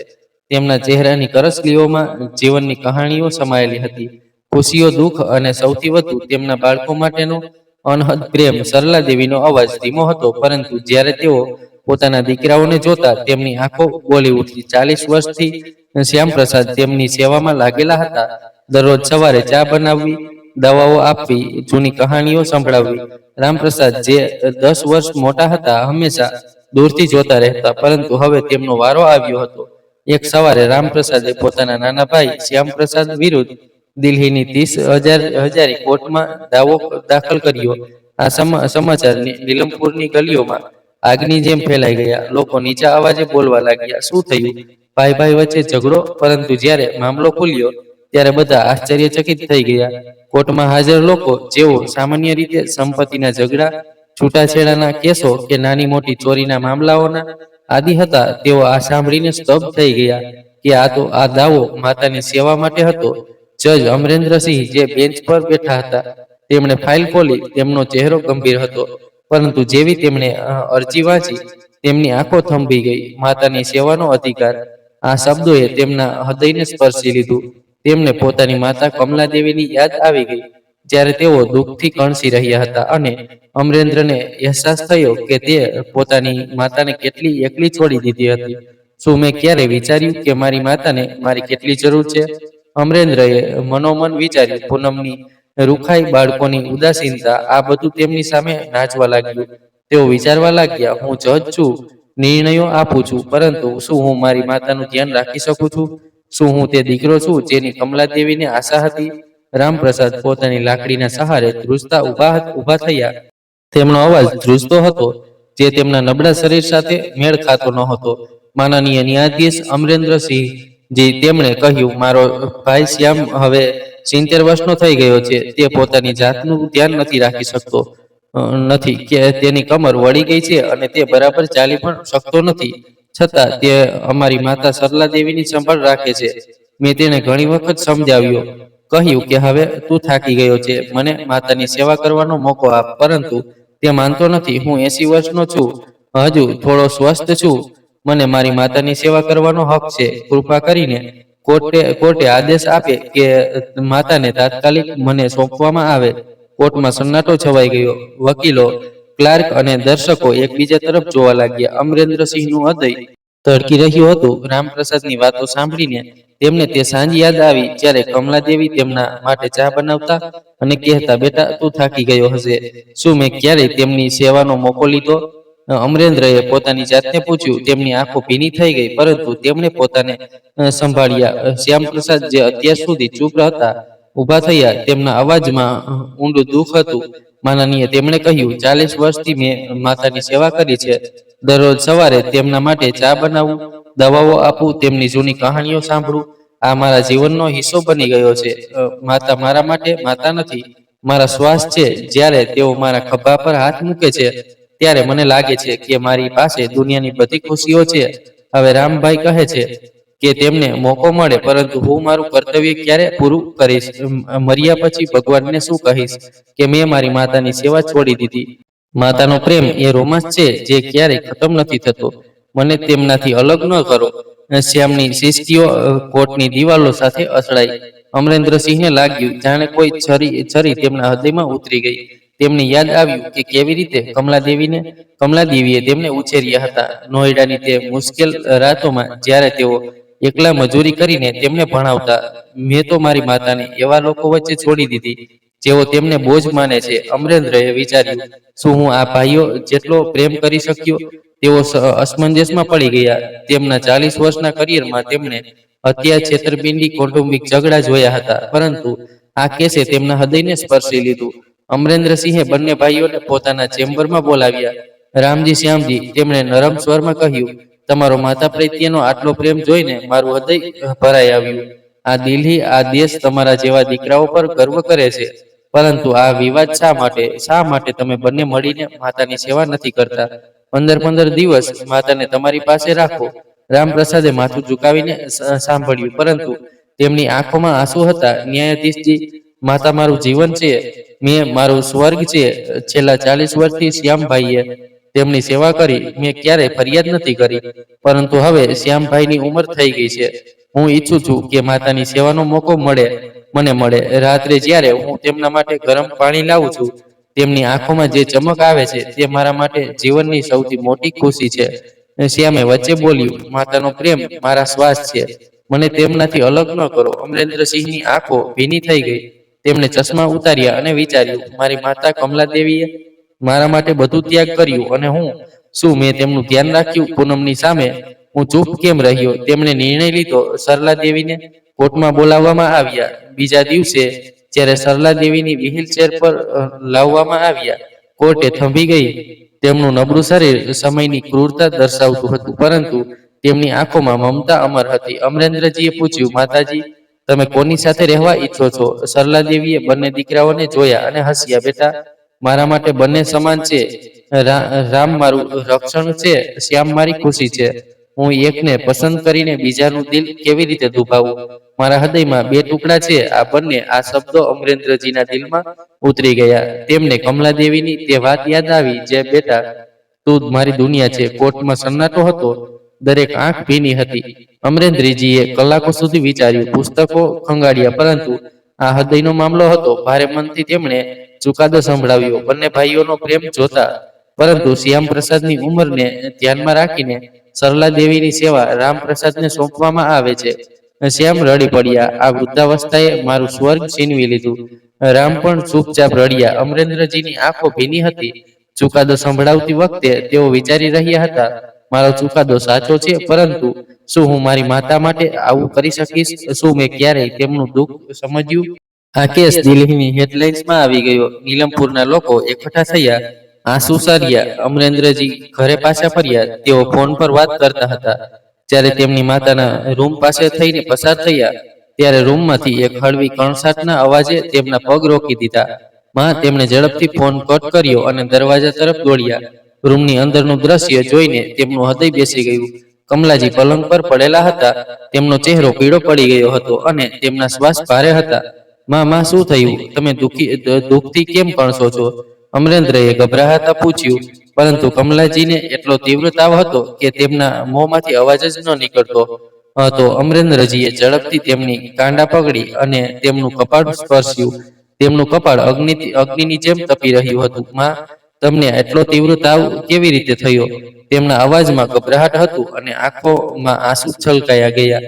તેમણે ચારે બાજુ નજર ફેરવી. ઘરમાં કોઈ ન હતું. ન પૂનમ, ન સોનાલી, ન સૂરજ, ન કોઈ નોકર. આ ઘરમાં શું થઈ રહ્યું છે? તેમણે પોતાની જાતને કહ્યું, અને તેમનું હૃદય અપરાધ ભાવથી ભરાઈ ગયું. તેમણે તરત જ એક ભીનું કપડું લીધું અને તેમની માતાના કપાળ પર ઠંડી પટ્ટીઓ રાખવા લાગ્યા. સાથે જ તેમણે તેમના પારિવારિક ડોક્ટર શર્માને ફોન કર્યો. ડોક્ટર સાહેબ, જલ્દી આવો, માતાની હાલત ખૂબ ખરાબ છે. થોડી જ વારમાં ડોક્ટર શર્મા ઘરે પહોંચ્યા. તેમણે કમલાજીનું ચેકઅપ શરૂ કર્યું. તેમનું બ્લડ પ્રેશર, નાડી અને તાપમાન તપાસ્યું. તેમનો ચહેરો ગંભીર થઈ ગયો. અમરેન્દ્રજી, તેમને ખૂબ તીવ્ર તાવ છે. આ હાલત ગંભીર થઈ શકે છે. ઇન્જેક્શન આપવું પડશે. તેને પણ તાત્કાલિક. ડોક્ટરે પોતાની કીટમાંથી ઇન્જેક્શન કાઢ્યું અને કમલાજીને લગાવ્યું. પછી તેમણે કેટલીક દવાઓ લખી આપી અને કહ્યું, સવાર સુધીમાં તેમનો તાવ ઉતરી જવો જોઈએ, પરંતુ તેમનું ધ્યાન રાખજો. તેમને એકલા ન છોડતા. ડોક્ટર શર્મા ગયા, પરંતુ અમરેન્દ્રજી તેમની માતાની બાજુમાંથી હલ્યા નહીં. તેઓ તેમના પલંગ પાસે એક ખુરશી ખેંચીને બેઠા અને આખી રાત તેમના કપાળ પર ઠંડી પટ્ટીઓ બદલતા રહ્યા. તેમની આંખો ભીની હતી અને તેમના એક તોફાન ઉઠી રહ્યું હતું. તેઓ વિચારી રહ્યા હતા કે તેમણે કેવી રીતે પોતાની માતાની હાલતને અવગણી, કેવી રીતે તેમણે પૂનમના વર્તનને નજરઅંદાજ કર્યું. આખી રાત અમરેન્દ્રજી કમલાજીની બાજુમાં બેઠા રહ્યા. તેમણે તેમની જૂની સાડી જોઈ, જે હવે ઝાંખી પડી ગઈ હતી, પરંતુ તેમની માતા તેને હજુ સંભાળીને રાખતા. તેમને યાદ આવ્યું કે કેવી રીતે કમલાજીએ તેમને ઉછેરવા માટે દિવસ રાત મહેનત કરી હતી. નોઈડાની તે ગલીઓમાં જ્યારે તેઓ નાના બાળકની જેમ તેમની ખોળામાં સૂતા હતા, ત્યારે કમલાજીએ ક્યારેય ફરિયાદ નહોતી કરી. અને આજે તે જ દીકરાના ઘરમાં તેઓ આટલા એકલા હતા. અમરેન્દ્રજીનું હૃદય અપરાધ ભાવ સાથે અને પ્રેમથી ભરાઈ ગયું. તેઓ ધીમેથી પોતાની માતાનો હાથ પકડીને રડવા લાગ્યા. સવારનો પહેલો કિરણ રૂમની બારીમાંથી છનીને અંદર આવ્યો. કમલાજીની આંખો ધીમે ધીમે ખુલી. તેમનો તાવ હવે થોડો ઓછો થયો હતો અને ચહેરો થોડો શાંત લાગી રહ્યો હતો. જેવી તેમણે આંખો ખોલી, તેમની નજર અમરેન્દ્રજી પર પડી, જેઓ તેમની બાજુમાં બેઠા હતા. તેમની આંખો લાલ અને ચહેરો થાકથી ભરેલો હતો. અમરેન્દ્ર બેટા, કમલાજીએ નબળા અવાજે બોલાવ્યો. અમરેન્દ્રજી તેમનો અવાજ સાંભળતા જ ઊભા થયા અને તેમની તરફ ઝૂક્યા. માં, તમે ઠીક છો? હું કેટલો ડરી ગયો હતો. તેમનો અવાજ ધ્રુજી રહ્યો હતો. તેઓ તરત જ કમલાજીને વળગી પડ્યા અને ફૂટીને રડવા લાગ્યા. માં, મને માફ કરી દો. મેં તમને એટલા એકલા છોડી દીધા. મેં જોયું જ નહીં કે તમે કેટલું સહન કરી રહ્યા હતા. કમલાજીએ ધીમેથી પોતાના દીકરાનું કપાળ સહેલાવ્યું. તેમની આંખો પણ ભીની હતી, પરંતુ ચહેરા પર હળવી સ્મિત હતી. બેટા, તું મારી પાસે છે, એ જ ઘણું છે. મેં તો બસ તને ખુશ જોવા માટે જીવ્યું છે. તે સવારે માતા પુત્રએ જી ભરીને વાતો કરી. કમલાજીએ પોતાના જૂના દિવસોની કહાણીઓ સંભળાવી. કેવી રીતે તેમણે નોઈડાની શેરીઓમાં અમરેન્દ્રને ઉછેર્યો, કેવી રીતે તેમણે વિક્રમની ઉદાસીનતાને સહન કરી અને કેવી રીતે તેમણે પોતાના દીકરા માટે દરેક મુશ્કેલી સામે લડાઈ લડી. અમરેન્દ્રજીએ તેમની માતાની વાતો સાંભળી અને તેમનું હૃદય વધુ ભારે થઈ ગયું. તેમણે કહ્યું, માં, મેં તમને ખૂબ દુઃખ આપ્યું. પૂનમનું વર્તન, સોનાલી અને સૂરજનો વ્યવહાર, હું બધું જોતો હતો, પરંતુ ચૂપ રહ્યો. મને લાગતું હતું કે સમય સાથે બધું ઠીક થઈ જશે, પરંતુ હું ખોટો હતો. કમલાજીએ પોતાના દીકરાનો હાથ પકડીને કહ્યું, બેટા, મેં તારાથી ક્યારેય ફરિયાદ નથી કરી. તું મારા જીવનનો ઉજાસ છે. પૂનમને મેં દીકરી માની, પરંતુ કદાચ તે મને સમજી ન શકી. સોનાલી અને સૂરજને મેં પ્રેમ આપ્યો, પરંતુ કદાચ તેમને મારી જરૂર નથી. તેમના અવાજમાં દુઃખ હતું, પરંતુ પ્રેમની ગરમી હતી. અમરેન્દ્રજીએ પોતાની માતાને ગળે લગાવી અને કહ્યું, માં, હવે હું તમને ક્યારેય એકલા નહીં છોડું. આ મારું વચન છે. 2-4 દિવસ વીતી ગયા, પરંતુ ઘરનું વાતાવરણ હજુ ભારે હતું. દિલ્હીની તે ઉચ્ચ વર્ગની કોલોનીમાં અમરેન્દ્રસિંહનું ઘર, જે ક્યારેક હાસ્ય, મજાક અને બાળકોની કિલકારીઓથી ગૂંજતું હતું, હવે શાંતિની ચાદરમાં ઢંકાયેલું હતું. સવારનો સમય હતો. સૂરજની પહેલી કિરણો બારીમાંથી છનીને અંદર આવી રહી હતી, પરંતુ પૂનમના ચહેરા પર ઉદાસીની પડછાયો વધુ ગાઢ થઈ ગયો હતો. તે આમ તેમ ફરી રહી હતી, ક્યારેક મહોલ, ક્યારેક કિચન તરફ, ક્યારેક બાલ્કનીમાં જઈને દૂરની શેરી પર નજર ટકાવતી. તેના પગ બેચેન હતા, જાણે તેના મનમાં કોઈ તોફાન ભરાઈ રહ્યું હોય. પૂનમની આંખો લાલ હતી, ઊંઘ ન આવવાને કારણે, અને તેના હાથ ધ્રુજી રહ્યા હતા. આ બધું કેવી રીતે થઈ ગયું? હું શું કરું? તે પોતાની જાત સાથે બબડતી, પરંતુ જવાબ નહોતો મળતો. તેનું મન વારંવાર તે કાગળો પર અટકી જતું હતું જે અમરેન્દ્રજીએ ટેબલ પર મૂકી દીધા હતા. તે વિચારતી, શું મેં આટલી મોટી ભૂલ કરી કે બધું વિખેરાઈ જાય? સવારથી શાંત થઈ ગઈ, પરંતુ પૂનમની બેચેની ઘટી નહીં. સૂરજ ડૂબી ગયો હતો અને ઘરમાં લાઈટો પ્રગટી ગઈ હતી, પરંતુ તે હજુ પણ આમ તેમ ફરી રહી હતી. સોનાલી અને સૂરજ પોતપોતાના રૂમમાં બંધ હતા. કદાચ માતાની હાલત જોઈને ડરી ગયા હતા. પૂનમનું હૃદય ધડકી રહ્યું હતું. એક તરફ અપરાધ ભાવ, બીજી તરફ ગુસ્સો. કમલાજીના કારણે બધું બરબાદ થઈ ગયું વિચારતી, પરંતુ ક્યાંક ઊંડાણમાં તેને અહેસાસ હતો કે તેની પોતાની ભૂલો પણ ઓછી નહોતી. વિચારતા વિચારતા તે સંપૂર્ણ થાકી ગઈ. આખરે તેને નિર્ણય લીધો. તેણે પોતાનો ફોન કાઢ્યો અને પોતાના ભાઈ જગજીવનને કોલ કર્યો. રિંગ ચાલુ રહી અને જેવી બીજી બાજુથી અવાજ આવ્યો, પૂનમની હિંમત તૂટી ગઈ. હેલો ભૈયા, પરંતુ બોલતા બોલતા તે રડી પડી. તેની સિસકીઓ ફોન પર ગુંજી રહી હતી, જાણે કોઈ બાણ તૂટી ગયું હોય. જગજીવનજીએ જેઓ દિલ્હીથી થોડે દૂર રહેતા હતા, ફોન ઉપાડતા જ ગભરાઈ ગયા. હેલો પૂનમ, શું થયું? તું આમ કેમ રડે છે? મને તો કહે. તેમના અવાજમાં ચિંતા હતી, જાણે કોઈ પિતા પોતાની દીકરીને જોઈને પીગળી જાય. પરંતુ પૂનમનું રડવું થમતું ન હતું. તે રડતા રડતા હેડકીઓ લઈ રહી હતી. તેના આંસુ ફોન પર પડી રહ્યા હતા. જગજીવનજીવે મહા મુશ્કેલીએ તેને શાંત કરી. બેટા, હવે ચૂપ થઈ જા, શ્વાસ લે. હવે કહે, શું થયું છે? પૂનમે થોડું રોકાઈને કહ્યું, ભૈયા, તમે ક્યાં છો? એટલી વારમાં આવી શકો? પ્લીઝ જલ્દી આવો, મને તમારી જરૂર છે. જગજીવનજીને પોતાની બહેનની આવી વાત સાંભળીને લાગ્યું જાણે હૃદય પર કોઈ ઘા લાગ્યો હોય. તેઓ પૂનમને ખૂબ પ્રેમ કરતા હતા. તે તેમની નાની બહેન હતી, જેને તેણે હંમેશા લાડ પ્યારથી ઉછેરી હતી. બેટા, મને પહોંચતા 2 કલાક લાગશે. તું પરેશાન ન થા, હું હમણાં નીકળું છું. પરંતુ કહે તો શું થયું છે? તું આટલી પરેશાન કેમ છે? મારું પણ હૃદય ગભરાઈ રહ્યું છે. પૂનમે રડતા રડતા તેમની વાત વચ્ચે કાપી. ના ભૈયા, તમે અહીં આવી જાઓ, તમને બધું સમજાઈ જશે. જગજીવનજીએ ફોન મૂક્યો અને તરત જ પોતાની કાર સ્ટાર્ટ કરી. 2 કલાકનો સફર તેમનાથી કપાતો ન હતો. રસ્તા પર કાર દોડી રહી હતી, પરંતુ તેમના મનમાં અનેક પ્રકારના ખરાબ વિચારો ઉભરાઈ રહ્યા હતા. શું અમરેન્દ્રજીએ કંઈક કહ્યું? શું કોઈ દુર્ઘટના થઈ? પૂનમ આટલી કેમ તૂટી ગઈ? તેઓ વારંવાર ફોન ચેક કરતા, પરંતુ પૂનમનો ફોન બંધ હતો. જગજીવનજીની આંખો ભીની થઈ ગઈ. તેઓ પૂનમને ક્યારેય દુઃખી જોઈ શકતા ન હતા. આખરે રાતના અંધારામાં તેઓ પૂનમના ઘરે પહોંચ્યા. ઘરનો દરવાજો ખુલ્લો હતો, જાણે કોઈ તેમની રાહ જોતું હોય. જગજીવનજી અંદર દાખલ થયા તો દ્રશ્ય જોઈને સ્તબ્ધ થઈ ગયા. હોલમાં અમરેન્દ્રસિંહ ચૂપચાપ સોફા પર બેઠા હતા. તેમનો ચહેરો પથ્થરની જેમ સખત હતો, પરંતુ આંખો લાલ હતી. પૂનમ તેમની સામે ફર્શ પર બેઠી રહી, રડતી હતી, બૂમો પાડી રહી હતી. આ તમે શું કરી દીધું? આ અમારું ઘર બરબાદ કરી દીધું. નજીકમાં જ સોનાલી અને સૂરજ બેઠા હતા. સોનાલી પોતાની માતાને શાંત કરવાનો પ્રયાસ કરી રહી હતી. મમ્મી, પ્લીઝ ચૂપ થાઓ. અને સૂરજ પોતાના પિતા સાથે કંઈક કહી રહ્યો હતો. પપ્પા, તમે આવું ન કરો. જગજીવનજીએ તરત જ પૂનમની પાસે જોઈને તેને ઊભી કરી. બેટા, આ આવી રીતે કેમ રડે છે? અમરેન્દ્રજી, તમે ચૂપચાપ કેમ બેઠા છો? મને કંઈક તો કહો. મારું હૃદય ગભરાઈ રહ્યું છે. તેમણે અમરેન્દ્રજીને પૂછ્યું, આવું શું થયું? પૂનમ કેમ રડે છે? મને કંઈ સમજાતું નથી. અમરેન્દ્રજી ચૂપ રહ્યા, જાણે તેમનો અવાજ ખોવાઈ ગયો હોય. પૂનમે રડતા રડતા કહ્યું, જુઓ ભૈયા, આ તલાકના કાગળો કોર્ટમાંથી તૈયાર કરીને લાવ્યા છે. મને તલાક આપવા માંગે છે. જગજીવનજીના પગ નીચે જમીન ખસી ગઈ.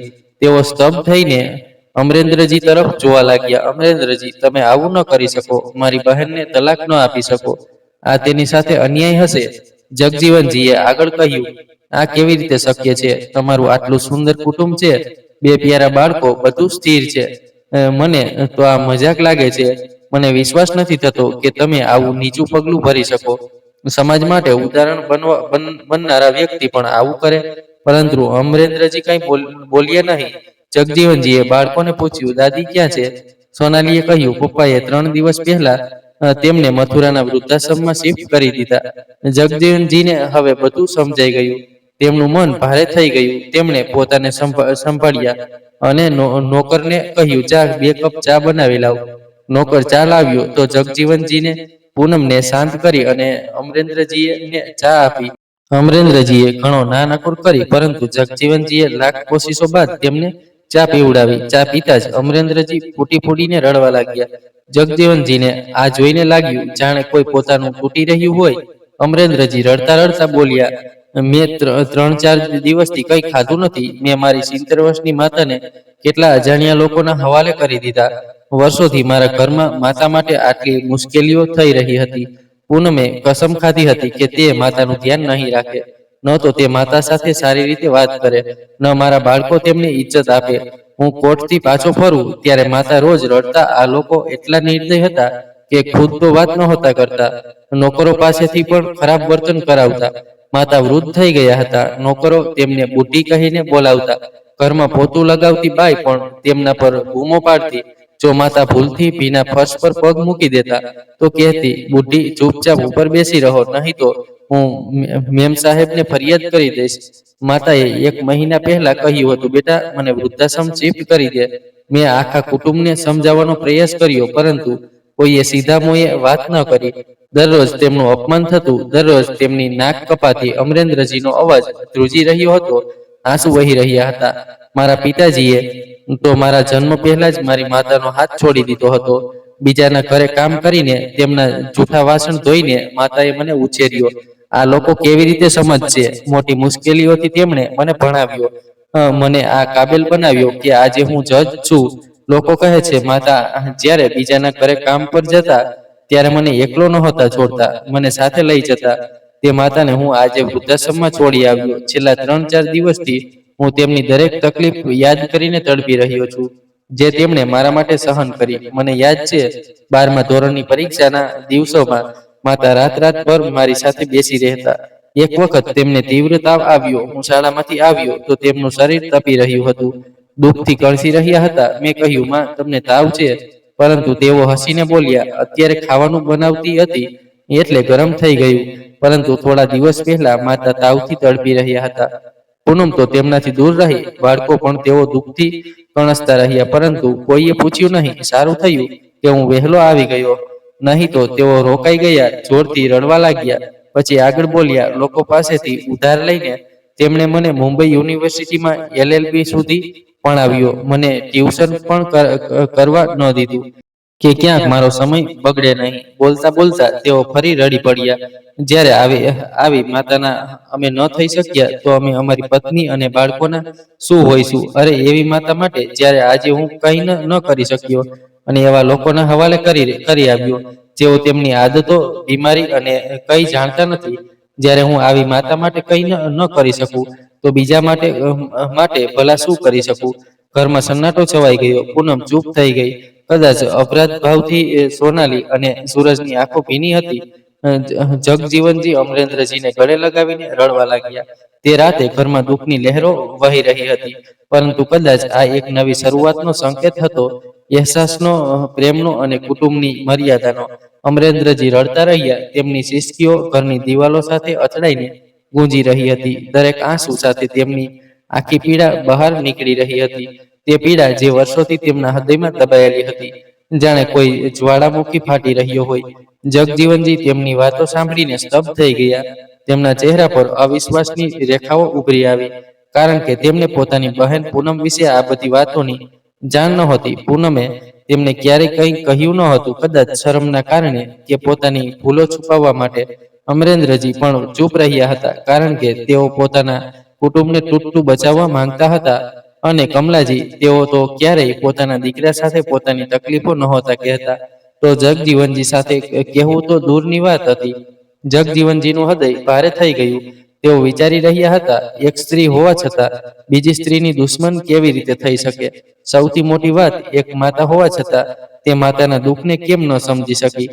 તેમનો ગુસ્સો પૂનમ પર ઉભરાઈ રહ્યો હતો, પરંતુ હાલ તેઓ ચૂપ હતા. તેઓ અમરેન્દ્રજીની પીડાને અનુભવી રહ્યા હતા. અમરેન્દ્રજી આગળ બોલ્યા. તેમનો અવાજ ધ્રુજી રહ્યો હતો, પરંતુ શબ્દોમાં દ્રઢતા હતી. મારી પત્નીને જો આઝાદી આટલી પ્રિય છે અને માતા આટલા બોજ લાગે છે, તો હું તેને સંપૂર્ણ આઝાદી આપવા માંગુ છું. જ્યારે હું બાપ વિના ઉછર્યો તો મારા બાળકો પણ બાપ વિના ઉછરી જશે. એટલે હું પૂનમને તલાક આપવા માંગુ છું. મેં મારી આખી જીવનની કમાણી, આખી સંપત્તિ આ લોકોના હવાલે કરી દીધી છે, અને હવે હું પણ તે વૃદ્ધાશ્રમમાં જઈને રહીશ. ઓછામાં ઓછું હું મારી માતા સાથે તો રહી શકું. જો આટલું બધું કરીને માતા વૃદ્ધાશ્રમમાં રહેવા મજબૂર છે, તો એક દિવસ મારે પણ તે જવું જ પડશે. માતા સાથે રહેતા રહેતા આદત પણ થઈ જશે, અને માતાની જેમ તકલીફ તો નહીં સહેવી પડે, કારણ કે માતાનો દીકરો તો નહોતો ઈચ્છતો કે તે વૃદ્ધાશ્રમ જાય, પરંતુ મારા બાળકો અને વહુ ચોક્કસ ઈચ્છે છે કે હું વૃદ્ધાશ્રમ જાઉં. પૂનમે આવા જ બીજ વાવ્યા છે, તો હું હવે જ કેમ ન જાઉં?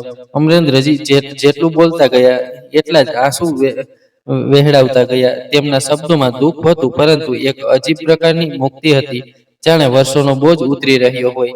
વાતો કરતા કરતા રાતના 11:30 વાગી ગયા. ઘરમાં સન્નાટો પથરાતો હતો. ફક્ત સિસકીઓનો અવાજ ગુંજી રહ્યો હતો. જગજીવનજીને પોતાની બહેન ભાણેજ પર ખૂબ ગુસ્સો આવી રહ્યો હતો. તેઓ બોલવા જ ગયા, પરંતુ જેવું તેમણે પૂનમના ચહેરા તરફ જોયું, તેમના પગ થંભી ગયા. પૂનમના ચહેરા પર પશ્ચાતાપના આંસુ વહી રહ્યા હતા અને આંખોમાં અપરાધ ભાવની ચમક હતી. તે ચૂપચાપ બેઠી હતી, જાણે પોતાની ભૂલોનો બોજ સહન કરી રહી હોય. છતાં જગજીવનજી સાથે રહેવાયું નહીં. તેમણે પૂનમને કહ્યું, આજે તે મારું માથું શરમથી નમાવી દીધું. આપણા માતા પિતાએ આપણા બંનેમાં આવા સંસ્કાર નહોતા ભર્યા, જેવા તે અહીં આવીને એવું કર્યું કે એક માતાને ઘરમાંથી કાઢી મૂકવી. શું આજ હું તને શીખવ્યું હતું? પૂનમની આંખો વધુ ભીની થઈ ગઈ. તે આંસુ સારથી ઊભી થઈ અને જગજીવનજી તથા અમરેન્દ્રજી પાસે માફી માંગવા લાગી. ભૈયા, મને માફ કરી દો. મેં જે કર્યું તે અક્ષમ્ય છે. મને મારી ભૂલનો અહેસાસ થઈ રહ્યો છે. તે સમજી શકતી નહોતી કે હવે બધું કેવી રીતે સુધારવું. તેણે પોતાના પતિ અમરેન્દ્રજીના પગે પડીને માફી માંગી. મને માફ કરી દો. મેં તમને અને કમલાજીને આટલું દુઃખ આપ્યું. મારી અક્કલ પર પડદો પડી ગયો હતો. પરંતુ અમરેન્દ્રજી કંઈ બોલ્યા નહીં. તેમની આંખો બંધ હતી, જાણે દુઃખની ગહેરાઈમાં ડૂબી ગયા હોય. જગજીવનજી સમજી ગયા કે હવે વાતોથી કામ નહીં ચાલે. તેમને હવે શું કરવું તે સ્પષ્ટ હતું. તેમણે તરત જ ડ્રાઈવરને ફોન કર્યો. હમણાં જ ગાડી કાઢ. ડ્રાઈવરે ગાડી તૈયાર કરી અને જગજીવનજી અમરેન્દ્રજીને લઈને ગાડીમાં બેઠા. પૂનમ અને બાળકો પણ સાથે જોડાયા. સોનાલી અને સૂરજની આંખો ડરેલી હતી, પરંતુ તેઓ ચૂપચાપ બેઠા. જગજીવનજીએ ડ્રાઈવરને કહ્યું, મથુરા વૃદ્ધાશ્રમ ચાલ. રસ્તામાં કોઈએ કોઈ સાથે વાત ન કરી. ગાડીમાં સંપૂર્ણ સન્નાટો હતો. ફક્ત આંસુઓની ધારા વહી રહી હતી. પૂનમ પોતાના પતિનો ચહેરો જોઈને રડતી હતી. અમરેન્દ્રજીની બંધ આંખો અને સખત ચહેરો તેને કચડી રહ્યો હતો. સોનાલી અને સૂરજ એકબીજા સાથે ટેકાઈને બેઠા હતા, કદાચ પોતાની ભૂલોના બોજ અનુભવી રહ્યા હતા. લગભગ 2 કલાક બાદ તેઓ મથુરાના વૃદ્ધાશ્રમ પહોંચ્યા. રાતનો સમય હતો અને ગેટ બંધ હતું. ઘણી વિનંતી કર્યા બાદ ગેટ ખોલ્યું. ગેટકીપરે તેમને અંદર જવા દેવાની ના પાડી. રાતનો સમય છે, કાલે આવજો. અમરેન્દ્રજીએ ધ્રુજતા અવાજે કહ્યું, ભાઈ, મને અંદર જવા દે. મારી માં છે, હું તેમને લેવા આવ્યો છું. ગેટકીપરે પૂછ્યું, તમે લોકો શું કરો છો? જગજીવનજીએ કહ્યું, એ જજ છે. ગેટકીપરે આશ્ચર્યથી કહ્યું, સાહેબ, જ્યાં બધા પુરાવા સામે છે ત્યાં તો તમે તમારી માં સાથે ન્યાય ન કરી શક્યા. બીજાઓ સાથે શો ન્યાય કરશો? ગેટકીપરના આ શબ્દો અમરેન્દ્રજીના હૃદયમાં તીરની જેમ વાગ્યા. તેઓ અંદરથી સંપૂર્ણ રીતે તૂટી ગયા અને રડતા રડતા જમીન પર ઢળી પડ્યા. આ ભાઈ, તું બિલકુલ સાચું બોલે છે. હું દીકરો હોવાના નામે કલંક છું. હું મારી માનું સારી રીતે ધ્યાન ન રાખી શક્યો. મને તો ઈશ્વર પણ માફ નહીં કરે. તેઓ જોર જોરથી રડવા લાગ્યા. જગજીવનજીએ તેમને સહારો આપીને શાંત કર્યો. ગેટકીપરે બધાને રોક્યા અને પોતે અંદર ગયો. થોડી વાર બાદ વોર્ડન આવ્યો, જેણે કડક અવાજે કહ્યું, રાતના 3 વાગ્યે તમે લોકો તેમને લઈ જઈને ક્યાંય મારી ન નાખો તો હું મારા ઈશ્વરને શું જવાબ આપીશ? જગજીવનજીએ કહ્યું, તમે વિશ્વાસ રાખો. આ લોકો ખૂબ પશ્ચાતાપમાં જીવી રહ્યા છે. આખરે ઘણી મુશ્કેલીએ વોર્ડને તેમને અંદર જવા દીધા. તેઓ કમલાજીના રૂમમાં ગયા. રૂમનું દ્રશ્ય હૃદયદ્રાવક હતું. એક નાનું પલંગ, દિવાલ પર ટાંગેલો એક જૂનો ફોટો જેમાં આખું કુટુંબ હતું. કમલાજી તે ફોટોને છાતી સાથે ચાપીને સૂતા હતા, જાણે કોઈ બાળકને સુવડાવ્યું હોય. તેમની આંખોમાંથી ઊંઘ કોસો દૂર હતી. જેવું તેમણે બધાને જોયું, તે હળબળાઈ ગયા અને ફોટો છુપાવી દીધો, જાણે કોઈ તેમની આ છેલ્લી યાદ પણ છીનવી લેશે. જગજીવનજીએ કહ્યું, માજી, અમે તમને લેવા આવ્યા છીએ. આખું કુટુંબ એકબીજાને પકડીને રડવા લાગ્યું. કમલાજી અને અમરેન્દ્રજી એકબીજાને ગળે લગાડીને એવી રીતે રડી રહ્યા હતા, જાણે જન્મોનું વિયોગ ભળી ગયું હોય. બેટા, તું આવી ગયો. કમલાજીના નબળા અવાજમાં ખુશી હતી. આવી માતા પુત્રનું મિલન જોઈને જગજીવનજી પણ રડી પડ્યા. આ બાજુ પૂનમનું રડી રડીને ખરાબ હાલ હતું. બાળકોને પોતાની ભૂલનો અહેસાસ થઈ ગયો હતો. તેઓ દાદીમાં કરતા તેમના ચરણોમાં ઢળી પડ્યા. પૂનમે કમલાજી પાસે માફી માંગી. માજી, મને માફ કરી દો. મારા કર્મ અક્ષમ્ય છે, પરંતુ તમે જે સજા આપશો તે મને મંજૂર છે. બસ તમે અમારી સાથે ઘરે ચાલો. અમે તમારી છત્રછાયામાં રહેવા માંગીએ છીએ. તમારા આશીર્વાદથી, બધાના રડવાના અવાજથી આજુબાજુના રૂમમાં રહેતા વૃદ્ધો જાગી ગયા અને બહાર આવ્યા. તેમની આંખો પણ ભીની હતી. આ દ્રશ્ય જોઈને થોડી વાર બાદ બધા ચાલવાની તૈયારી કરવા લાગ્યા. આખું આશ્રમ બહાર સુધી આવ્યું, જાણે વિદાય આપી રહ્યું હોય. કોઈક રીતે તેઓ આશ્રમમાંથી નીકળ્યા. રસ્તામાં બાળકો અને પૂનમ શાંત રહ્યા, પરંતુ અમરેન્દ્રજી અને કમલાજી એકબીજાની ભાવનાઓને જૂની યાદોમાં વહેંચી રહ્યા હતા. બેટા, તારા બાળપણની એ રાતો ઘરે પહોંચતા પહોંચતા સવાર થઈ ગઈ. પૂનમને હવે સમજાઈ ગયું હતું કે તેની ખુશીની ચાવી ક્યાં છે. તે સમજી ગઈ હતી કે તેના પતિને સાચું સુખ કોની પાસે મળે છે. આજે એટલા સંઘર્ષ બાદ કમલાજીની બધી સમસ્યાઓ સમાપ્ત થઈ ગઈ. આજે તેમની વહુ, પૌત્ર પૌત્રી પણ તેમની પાસે પાછા ફર્યા. તેમનો દીકરો તો પહેલેથી જ તેમની સાથે હતો. હવે આખું કુટુંબ હસી ખુશીથી તેમની સાથે રહેવા લાગ્યું. તેમનું ખોવાયેલું સન્માન ફરી મળી ગયું. જગજીવનજીની આંખોમાં ખુશીના આંસુ હતા. તેઓ ખુશી ખુશી પોતાના ઘરે ગયા. પોતાની બહેન માટે ખુશ થઈને કે તેણે પોતાની ભૂલનો અહેસાસ કરીને માફી માંગી લીધી. દોસ્તો, કહેવાય છે કે માતા પિતાના ચરણોમાં સ્વર્ગ હોય છે. પતિ કે પત્ની કોઈને પણ આ અધિકાર નથી કે તે એકબીજાના માતા પિતાને દુઃખ પહોંચાડે, કારણ કે આપણે જેવા કર્મ કરીશું તેવું જ ફળ આપણને પાછું મળશે. તો દોસ્તો, આજની આ વાર્તા તમને બધાને કેવી લાગી, નીચે કોમેન્ટ બોક્સમાં લખીને અમને જરૂર જણાવો. જો આ વાર્તા સારી લાગી હોય તો કૃપા કરીને આ વિડીયોને લાઈક અને શેર જરૂર કરો, અને મારી ચેનલને સબસ્ક્રાઇબ કરવાનું ન ભૂલો. તો પછી મળીશું એક નવી વાર્તા સાથે.